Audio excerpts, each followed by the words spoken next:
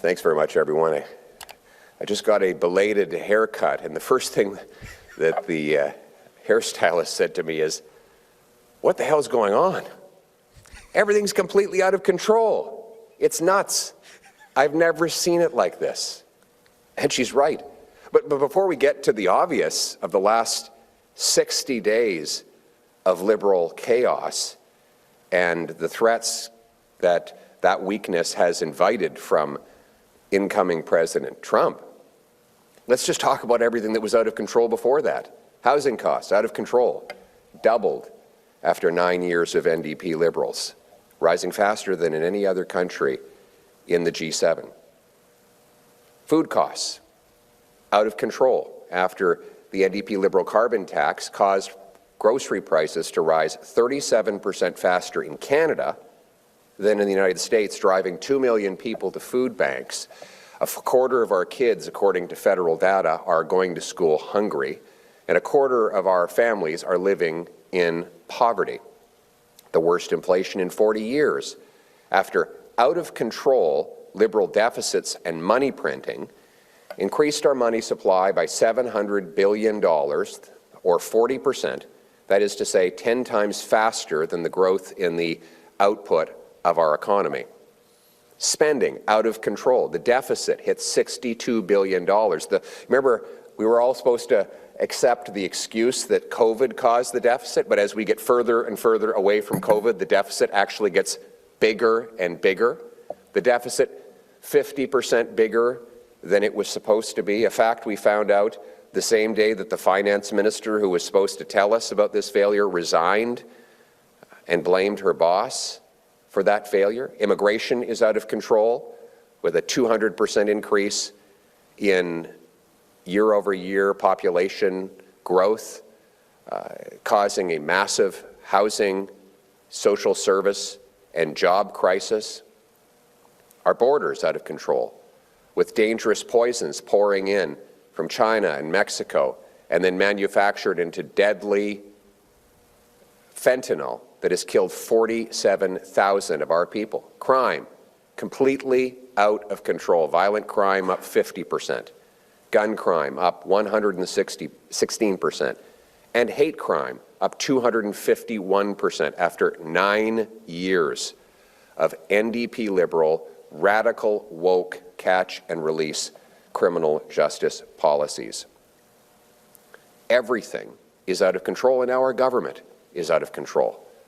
We have a lame duck Prime Minister, rejected and fired by his own caucus, unable to respond to threats from abroad or crises that he and his party caused after 9 years at home. And why did they get rid of him? Did Liberal MPs get rid of him because they disagree with his policies, doubling the housing cost? Did they say that all of a sudden they've changed their mind on quadrupling the carbon tax up to 61 cents a litre? Is it because they feel guilty over the hell they've unleashed in our streets? No. They say he's doing a great job. It's just that Canadians unfairly don't like him anymore. And that unpopularity threatens their power, paychecks, and pension.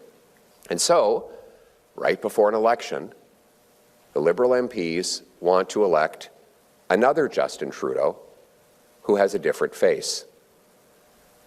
They're all Justin Trudeau. They're all just like Justin. In the next election, I will be running against Justin Trudeau. Whether his name is Justin Trudeau, or his name is Chrystia Freeland, or Carbon Tax Carney, or Carbon Tax Clark, they will all be Justin Trudeau. They supported everything he's done, and they promise to keep doing it. And if they say otherwise, we know they're lying, because they would have done so earlier. Let's go through the list. You have Carbon Tax Carney himself. To this day, he's on the Liberal website as the Chief Economic Growth Advisor to Justin Trudeau. He hasn't even resigned from that position after Justin Trudeau has resigned himself as the leader.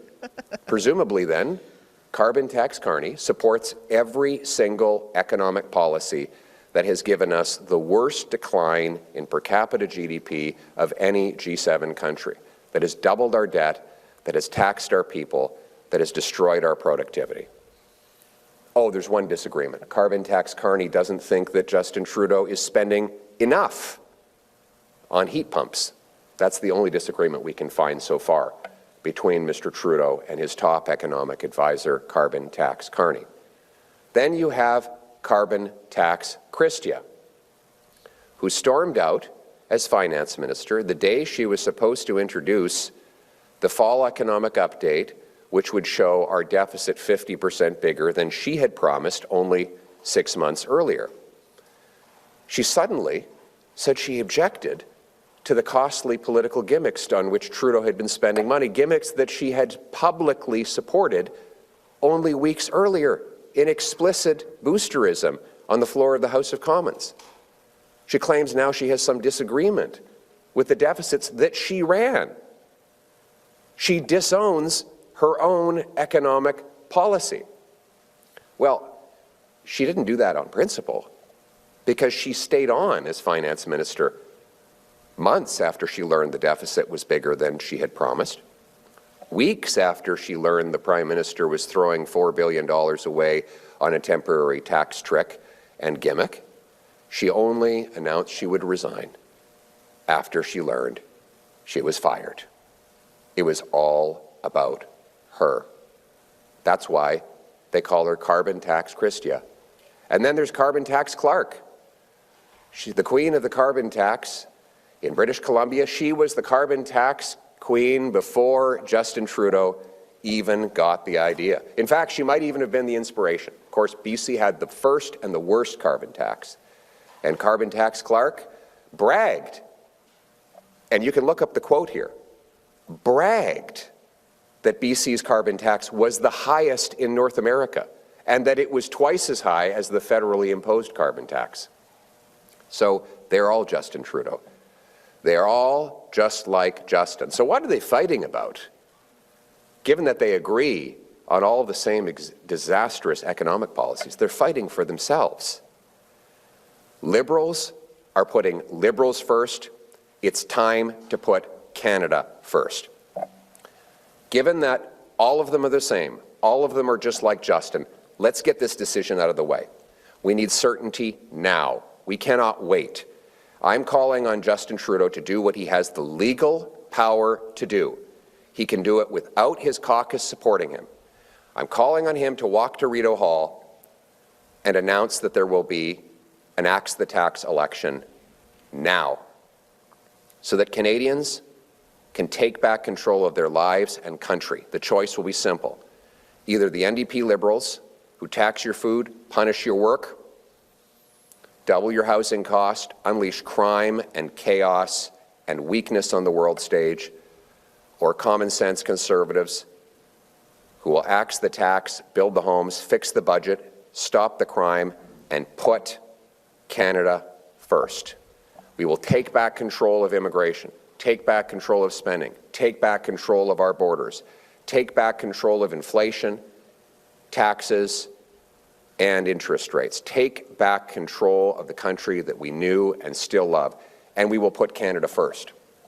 We will stand up and we will state clearly that Canada is a sovereign and independent country, that we will protect our integrity as a nation through strength. First of all, this means a strong economy. We need a massive bring-it-home tax cut, lowering taxes on work, investment, energy, and making stuff in Canada will bring home billions of dollars of investment and paychecks, but will also make us more economically independent and less vulnerable to threats from abroad. Second, we need a Prime Minister who can make the case to our economic allies on the ground in America. We should go to the American workers in the Midwest and their union and business leaders and say, how many jobs are you prepared to lose by hitting Canadian energy with tariffs, energy that we sell to America at discounts that create six-figure jobs for American workers? How many of those people will go out of work? How many of those hard hats will be laid down and boots will be unfilled because Americans will lose jobs due to that self-harm? if those tariffs go ahead. We need to go to American home builders and say, we can help you build more affordable homes if your government would stop tariffing our softwood lumber.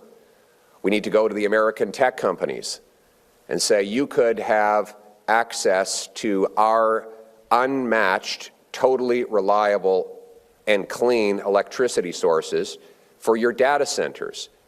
AI requires 10 times as much electricity as traditional information technology does. We have the most uranium for nuclear centers. Meta, Google, Microsoft are all buying or refurbishing their own nuclear plants to power their data centers. We can do it for them here in Canada. Cold, dry climate, lots of energy, low cost, totally reliable, 100% ally right next door. We can provide that to America. And energy. Today, Venezuela being torn apart with opposition leaders being attacked. And what is America going to be forced to do? Buy Venezuelan oil instead of good, clean Canadian oil. Not only should we condemn Maduro and the dictators in Venezuela for what they're doing, we should shut them off by shutting down their energy and their oil sales and replacing it with Canadian oil sales. The Americans, our friends, want Canadian oil, not Venezuelan, not Iranian, and not other dirty dictator oil from around the world. These are the arguments that a strong Prime Minister with the brains and backbones to lead a country would be making right now if we had a serious government. And that's what we're going to do. We're going to take back control and put our country first.